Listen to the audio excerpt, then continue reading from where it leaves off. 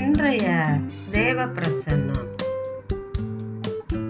கர்த்தருக்கு பிரியமான பிள்ளைகளே, இன்றைய தேவ பிரசன்னத்துக்குள் நுழைந்து கர்த்தருடைய வேத வசனங்களை நாம் தியானிப்போம்.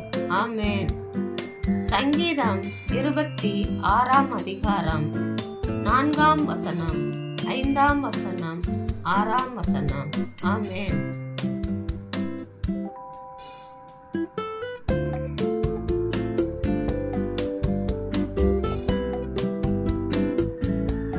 வீணரோடே நான் உட்காரவில்லை, வஞ்சகரிடத்தில் நான் சேருவதில்லை. பொல்லாதவர்களின் கூட்டத்தை பகைக்கிறேன், துன்மார்க்கரோடே உட்காரேன்.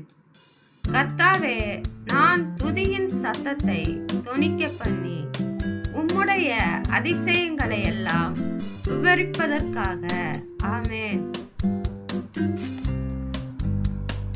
கர்த்தருக்கு பிரியமான பிள்ளைகளே, உங்கள் வாழ்க்கையை கர்த்தரோடு செலவிடுங்கள். வீணாக பேசுகிறவர்களோடு நாட்களை செலவிட வேண்டாம். அது நம்முடைய நன்னடத்தையை கெடுக்கும். வஞ்சகம் பேசுகிறவர்களோடு கிட்டி சேராதீர்கள். அது நம்முடைய வாழ்க்கைக்கு இடறுதல் உண்டாக்கும். ஆமென். கர்த்தருடைய பிள்ளைகளே, பொல்லாதவர்கள் கூட்டத்தில் உட்காராதீர்கள். அப்படி உட்கார்ந்தால் நம்முடைய வாயின் வார்த்தைகள் கெட்டு போகும். ஆமென். அநியாயம் பேசுகிறவர்களோடு அமராதிருப்பீர்களாக. அப்படி அமர்ந்தால் நாம் அவர்களுக்கு சமமாய் பேசுவோம். அப்பொழுது நம்மிடத்தில் உள்ள ஆண்டவரின் அன்பு நம்மை விட்டு அகன்று போகும். ஆமென்.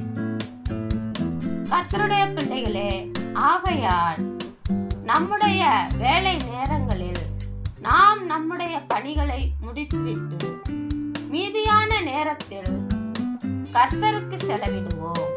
ஆமென். கர்த்தருடைய பாதத்தில் அமர்ந்தால் நமக்கு நன்மை கிடைக்கும். ஆமென். மற்றவர்கள் புறம் பேசினால் நம்மை சாபம்தான் மேற்கொள்ளும். ஆகையால் மற்றவர்களிடத்தில் உட்கார்ந்து பேசுவதை விட்டுவிடுங்கள். ஆமென். நாம் நல்வழிகளில் நடப்போம். நம்முடைய பிள்ளைகளுக்காக கர்த்தரிடத்தில் வேண்டுதல் பண்ணுவோம். ஆமென். கர்த்தர் பெரிய காரியங்களை செய்வார். பிறருக்காக நாம் கர்த்தரிடத்தில் வேண்டுவோம். கர்த்தர் மகிமைப்படுவார். ஆமென். கர்த்தருடைய நல்வழியிலே நடந்தால் நம்முடைய பிள்ளைகளும் நன்னடத்தைகளை கற்றுக்கொண்டு அவர்களுடைய வாழ்க்கையை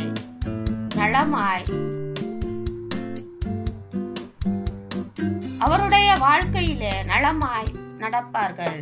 ஆமென்.